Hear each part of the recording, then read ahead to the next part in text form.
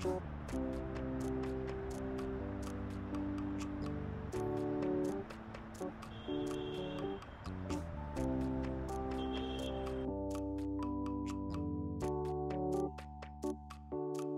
profesorem Philipem Zimbardem jsme se setkali při jeho poslední návštěvě Prahy. Mluvili jsme spolu mimo jiné o tom, jak vychovávat naše děti tak, aby se dokázali ozvat proti nespravedlnosti, nebo o tom, co doopravdy dělá z člověka hrdinu.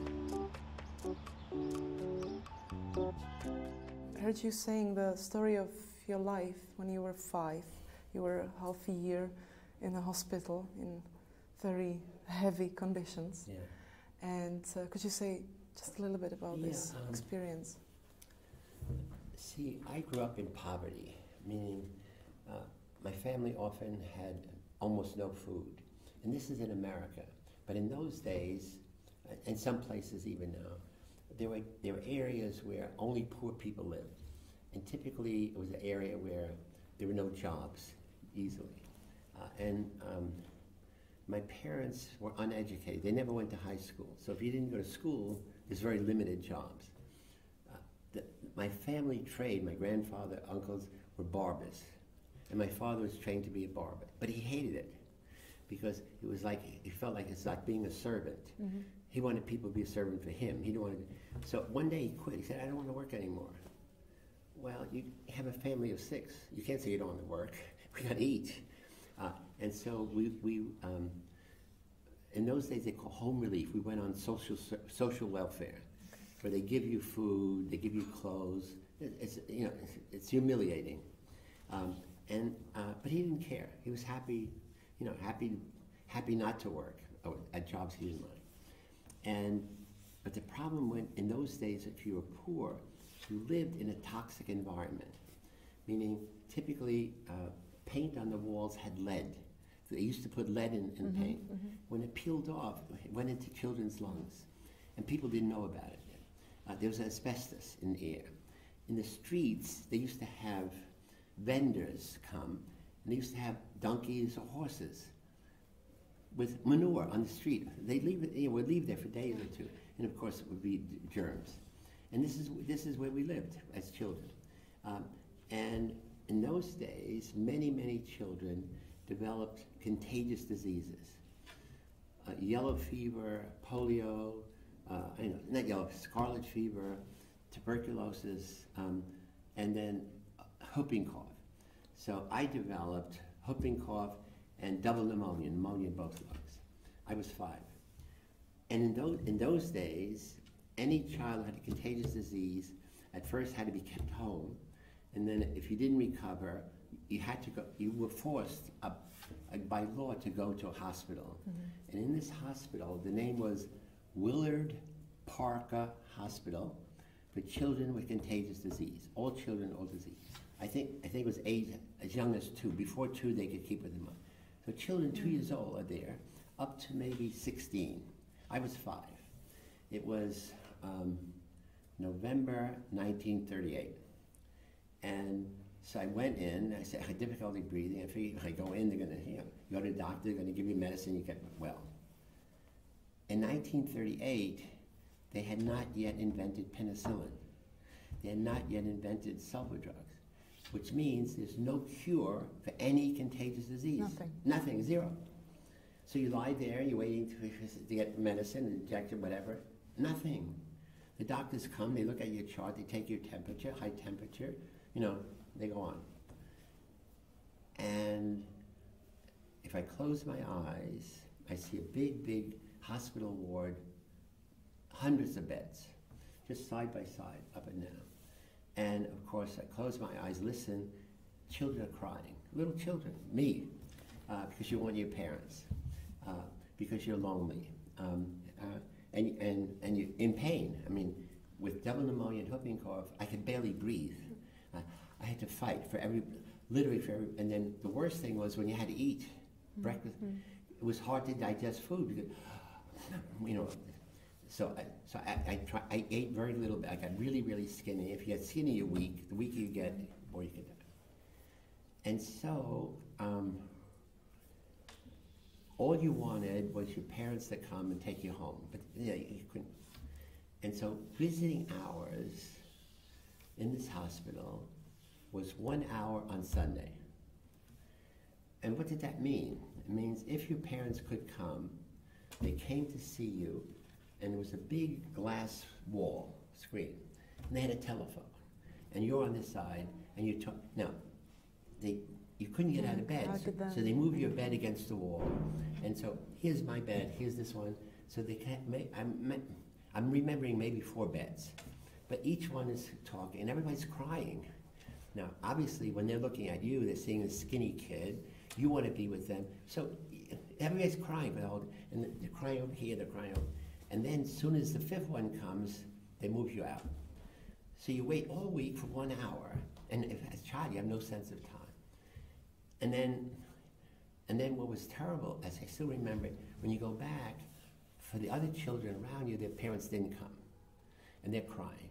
So I remember telling them, "Oh, it doesn't make sense. I didn't hear what they said. Everybody's crying. You're lucky that they didn't come." But now it's in that era. Winters were really bad around the world. This is before global warming. So in many cases, so I was there November, December, January, February, March, April, 5 or 6 months. In the winter, there was huge snowstorms in New York. My parents, usually my father didn't like my father didn't like hospitals, so he sometimes didn't come. He came once, I remember.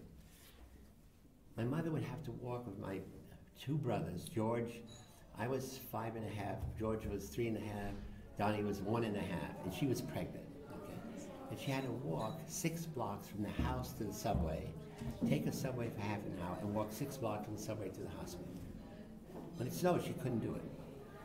And poor people did not have telephones. So she couldn't say, "Hey, darling, darling, I can't come, you understand?" So you wait all week, and they also didn't have write letters. You wait all week, and it's Sunday, you're all excited, nothing. Nobody came. Now, usually when it was really that bad, nobody got visitors. And then suddenly I realized, the doctors can't help me, my parents can't help me, I have to help myself. I said, so I didn't even know the term, but really I was saying, hey, you got to be self-reliant. It's you or nothing. What made things worse is that many, many children died because you had a severe contagious disease, and when they died, it was almost always, as I remember, during the night. Because when you woke up, the bed next to you had clean sheets. Mm-hmm. And you say to the nurse, "Where's Billy? He went home. Where's Mary?" So clean sheets meant somebody had died. Because when children are in the bed, it's all wrinkled. And so I began in my mind to say, I never want my bed to have clean sheets. I always want it to be wrinkled. And I had dreams for years after I got out about beds having wrinkled sheets, and the nurse, in my mind, the nurse trying to make it clean. I said, no. And then, so really, we knew, all the children knew that when the nurse said they're going home, they died. But you couldn't say that. Mm-hmm. So it was a conspiracy, us and the nurses, to deny death. You know, the little kids were denying death. Oh, we're happy, we hope they'll write to us, I hope they'll come back and see us. But I knew in my mind, you know, kids are dying, this one. I said, I don't want to die. I mean, I'm too young. So what I did was, I said, I didn't say I am self-reliant. I said, okay, I'm going to have to count on God. There was a spiritual force up there. So every day in the morning I would pray, bless me God, make me strong and healthy and smart and courageous, and I'll be good, I'll be obedient when I get home, I'll do chores around the house. It's a routine. I close my eyes, I go through it again. And so then it was the day. The problem now, lights out, and there's shadows all around, and so here's the devil. Because I couldn't believe that the God is going to kill children. There's no concern. Mm-hmm. So the devil is coming to pick the children for that night. And so I doubled my chance of survival. At night I would pray to the devil. Hello, devil. I'm sorry you're coming here. It's probably a boring job. If you have to take some children, don't take me. There's a lot of other kids around here. And I still feel guilty about them because I said, you know, it's me or them. Somebody's got to go. Yes. So I hate to say it, I'd rather be them than me. And then I pulled a sheet over my head, and I literally went into like a deep trance. Next thing I know, it's morning. I get up, hey, thank God, thanks. And I did this for 6 months. I was there for Christmas, New Year's, my birthday, and then finally, it was Easter in America is like, I don't know, it was this time early in April. And I can remember the nurse coming and saying, good news, you're going home. I started to cry, meaning I thought she said, oh, you're about to die. I said, no, she said, no, you're going to go home. I jumped out of bed and I crumbled to the floor. Because in 6 months, I never exercised. Muscles all atrophied. You think about how crazy, why would they make us stretch? Nothing in those days. They put me in a wheelchair when I got home. And the most wonderful thing was, it's now April. I come in the house, a little apartment, and there's a big Christmas tree, all brown, because it was there for Christmas. And my two brothers and sister were embarrassed to have their friends. My mother said, we're not taking it. I get emotional. We're not taking it down. It's beautiful. Until Philip comes back. It's beautiful. Really amazing. It's wonderful. And so essentially, so at the end of that, I said, okay, I survived the worst. I mean, the worst experience. And then I said, if you survive that, then maybe I'm immortal. I don't think I'm never going to die, which is okay. If the choice is, so I said, well, if you're going to be immortal, you got to do good things. I mean, you can't just hang around the streets. So it's very young. I said, okay, I have to pay back God. I mean, you know, he made me survive. Yes. So I said, okay, I'm going to do good things with my friends, with my family, and stuff. This is what really this is the question, where it comes from. You know, sometimes when people have some bad life, or I don't know, they become criminals or they become really violent, we used to look at their childhood and we see some suffering, and sometimes it's opposite. So what is the moment when what decides if from the suffering one become strong and want to do good, and one become somehow weaker and is suffering for his life? It's a good question. See, but I think when you're a child and the suffering is produced by people against you, that you have parents who beat you up or abuse you, or in some cases parents sexually abuse children, is that then in your mind you always want revenge, but you're too little. Yes. But now I get strong, and so I still have in my mind the power of revenge. In my case, it was the opposite, because I was able to say, God chose me to survive. My mother had faith that I would survive with the Christmas tree symbol. My brothers, everybody was happy to see me come home. So it was, my suffering was caused by disease, yes, whatever that not is. By people. Not by people. And people, the other thing was, of course, the nurses, because of the condition, always wear masks.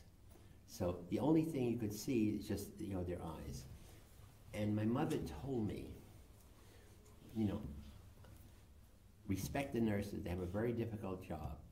And she said, you win,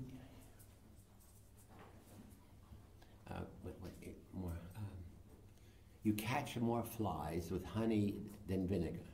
I didn't know what that meant, but you know, but it meant give compliments. That you give honey and the flies will come.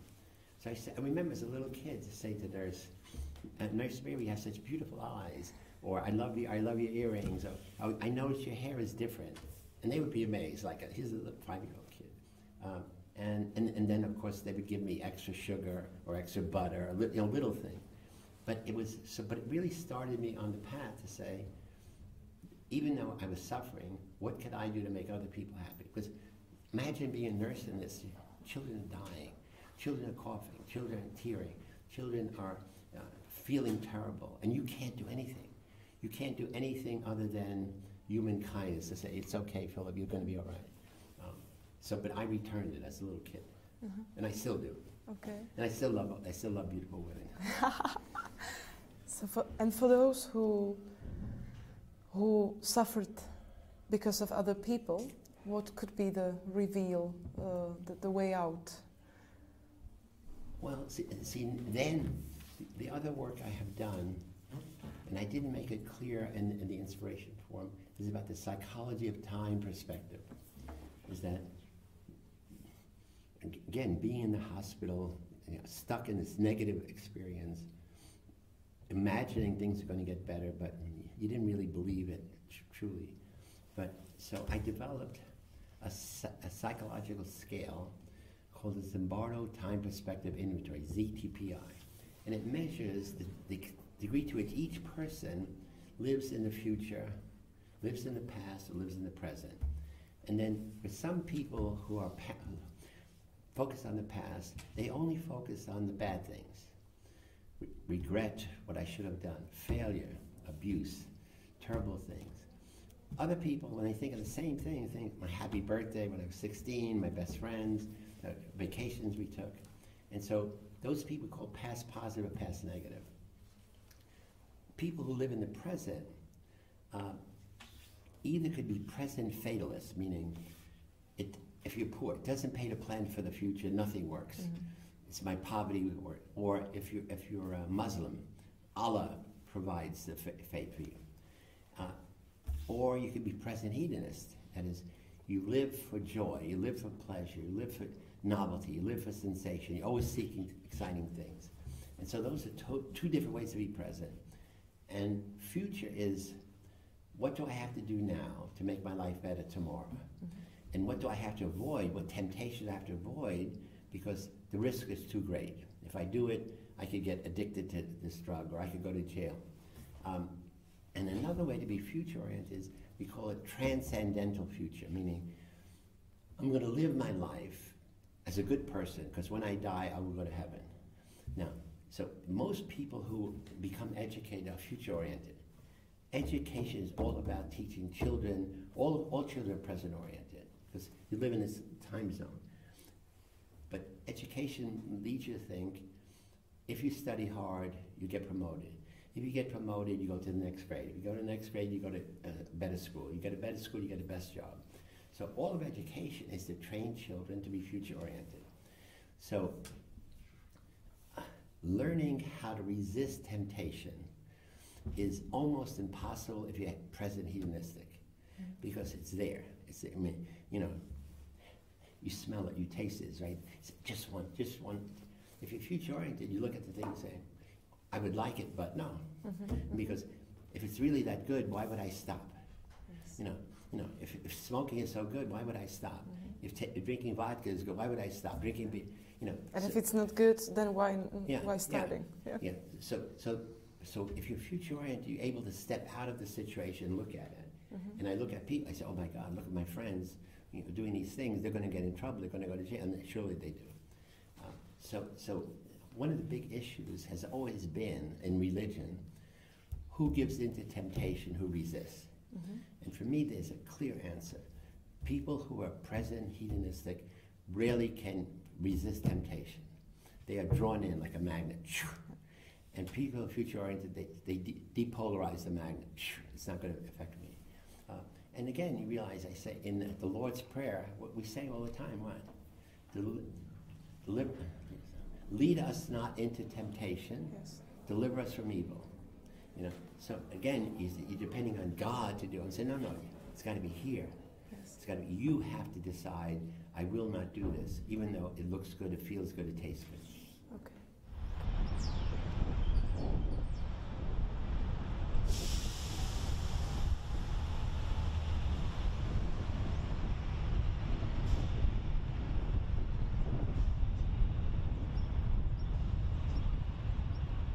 It seems to me that there are people who are born as heroes.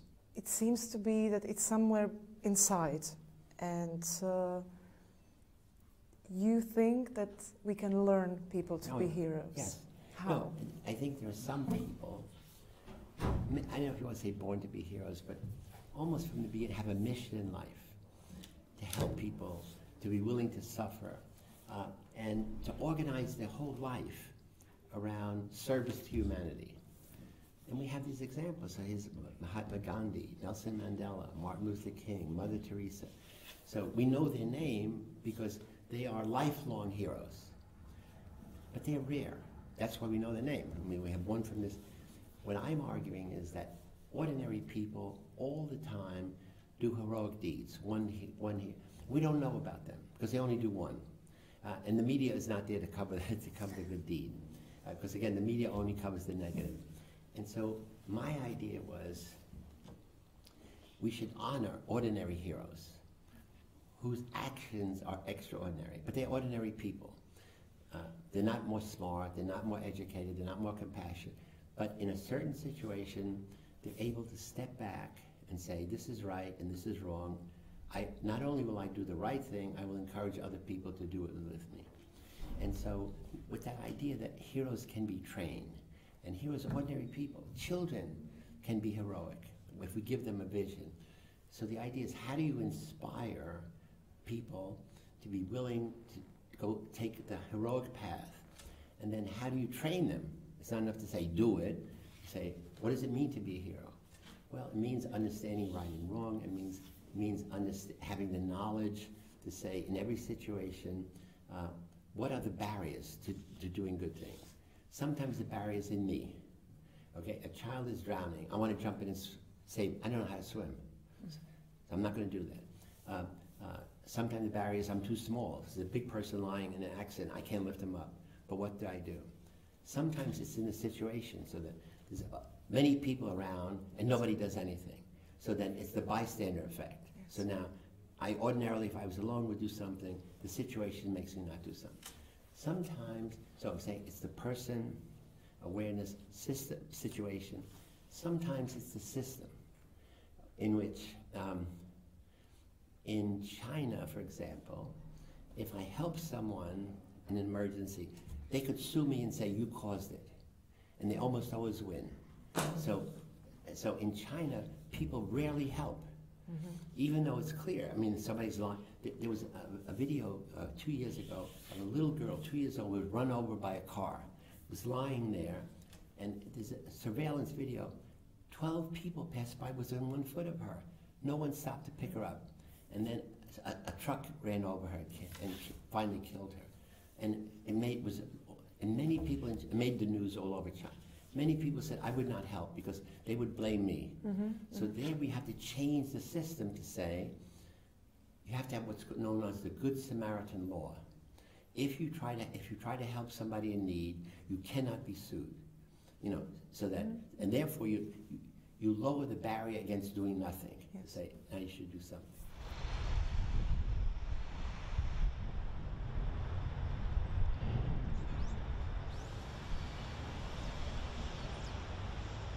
There was a study trying to find out what kind of people helped Jews during the Second World War.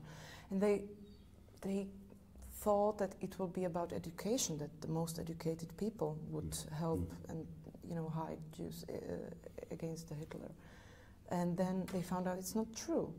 So they were trying to find other connections. Who are these people? Like, what they have in common? And they found out in this study that it's a lot about if these children are beaten or not. This was one very interesting result. And what do you think about, you know, who are the heroes? Who are these people who really risk their lives and maybe lives of their children to save somebody? Yeah, I think what the little bit I know about research on ordinary people who risk their lives to save Jews, in many cases, they came from families where the family always had clear moral values. They say, but other thing, this is right and this is wrong. And if you do the right thing, you'll be respected, you'll help your family. If you do the wrong thing, God will punish you somehow. And so there is a sense a sense of morality, that rather than everything is relative. No, it's not relative. There's some things that are bad. Human life is good. Anything that causes suffering, anything that causes loss of life is evil. So parents had to think in their mind and had to share that with children. So it didn't matter if you were educated, and it didn't matter if you could argue around it. It says, no, the world is filled with good and evil, and everybody could be tempted to either one, but for the people you respect, like parents or teachers, it should also be religious people, they make evident, they make clear that you should have a moral conscience, independent of what other people say. Because people are always going to say, do this, and give you what is a good reason for them.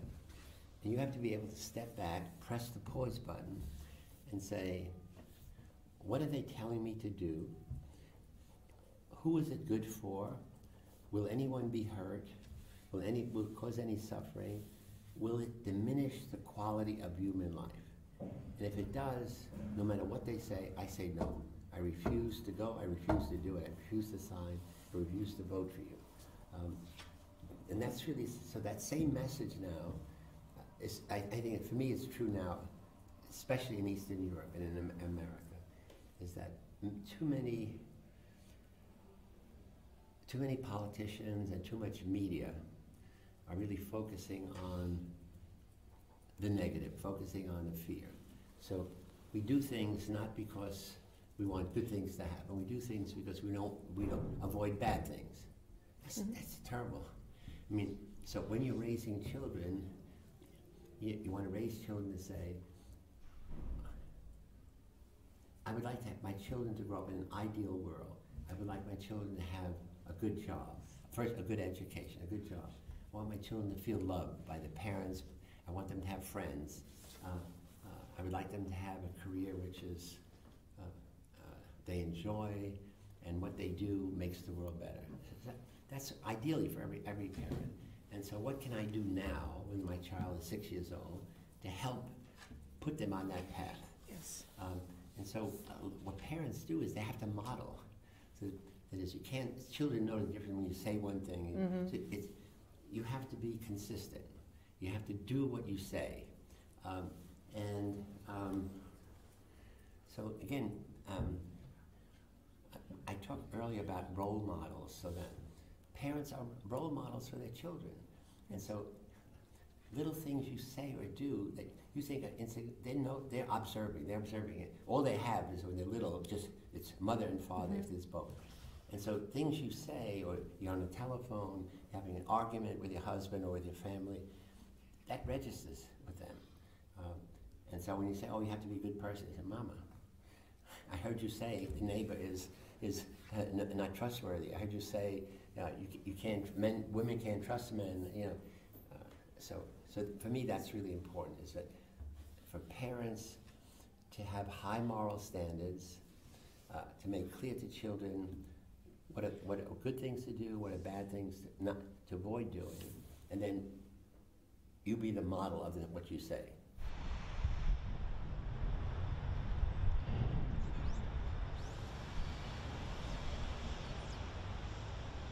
It's something which should be taught in schools, like instead of one lesson of mathematics during the week. I imagine that this could be a wonderful thing, to have one lesson of heroism every week. Yeah, so again, it would be a simple thing where you give the children an example. Here's a child, his fell down, hurt his legs, nose is bleeding, and other children. So what should you do? You should help. Well, what are situations where you don't help? Well, maybe two children are fighting, and you're little. But what should you do? You call the teacher. You call the police. So the idea is you always do something. But we teach you do the right thing and the wise thing. So always step back, analyze the situation. There's an incredible story in New York 3 years ago. On a subway station in New York, everybody rides a subway. It's very inexpensive, it goes everywhere. And trains come in every 3 minutes. Okay? So on a subway station in New York, there are 75 people. There's a white man, dizzy. He has a seizure. He falls down across the tracks. You know that the train is going to cut him in 3 pieces. Okay, the 75 people, they all look down. Nobody does anything. At that moment, an African-American man comes on the station with his 2 children. He sees this. He looks over. He knows it's the bystander effect. Nobody's going to help. He turns to a stranger and says, "Take care of my children." He jumps down on the track. Now, it's a big guy. So he picks the guy up and puts him between the tracks. And he lays on top and he pushes him down. And at that moment, the train goes over his head. There's only this much clearance from the top of his head to the bottom of the train. If the man breathed, it would decapitate him. So his name is Wesley Autry, and there's a wonderful video of it. So they call him superhero of the subway. Now, what he did was impulsive heroism. But what he did was not wise. Because imagine if the man moved and he was decapitated, what would the children see? They would see their father with his skull torn up. They would never get over it. The next week in New York, you know, his story made a video. The same thing happened. Somebody who had seen the video jumped down, picked the guy up, said, "I need help." Brought him. 2 people picked him up. They all got up. They all went to work. Okay. So this is a wise hero who reacts to the situation but not impulsive. So that's what we teach. We give examples like that. Wonderful. To be wise and effective, but never to risk your life. Yes. Will you do this in Czech Republic as well? Oh yeah. So I should. And so what I did is, I know we're running out of time. I developed many educational lessons in great detail that can be taught in school, mostly high school, college, but we're trying to make it for middle school.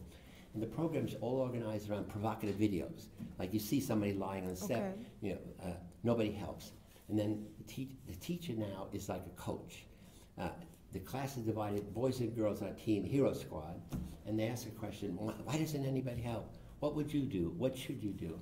And then the whole program goes through like maybe 1 hour or more. And throughout, the teacher's asking questions, children answering to each other, answering to the teacher, answering. And there's another video of people are in a room where it looks like the room is on fire, smoke. And if you're with other people who are Confederates who do nothing, you do nothing. You could burn to death. So it's one thing, you don't come to your own self. And again, we said how to analyze the situation. So this is one program.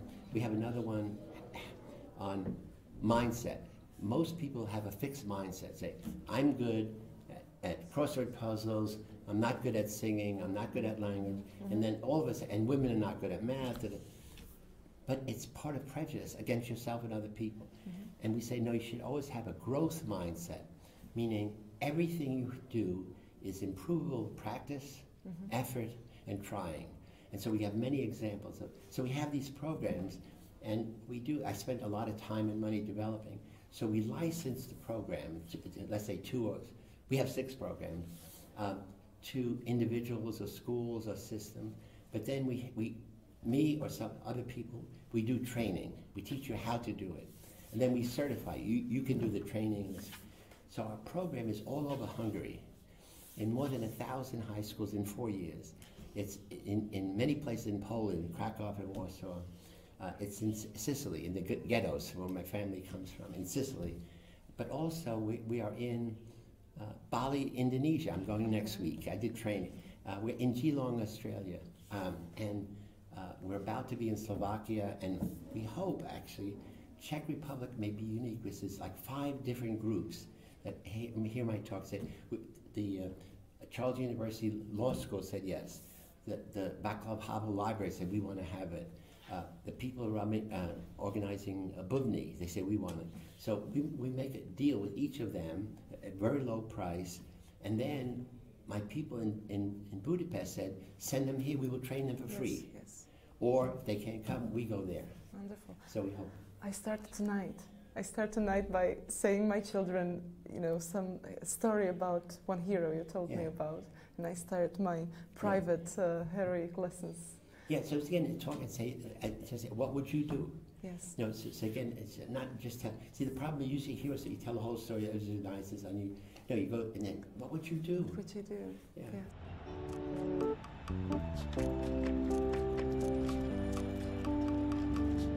Nejsilnějším momentem pro mě byla jeho vzpomínka na rok 1939, kdy mu bylo 5 let a bojoval se zápalem plic, což byla v té době mimořádně nebezpečná nemoc. Se stovkami dalších dětí strávil malý Philip Zimbardo mnoho dní v nemocnici na jižním Manhattanu, v místě, jaké bychom si dnes představovali už jen neradi. A já se to místo nakonec vypravila navštívit.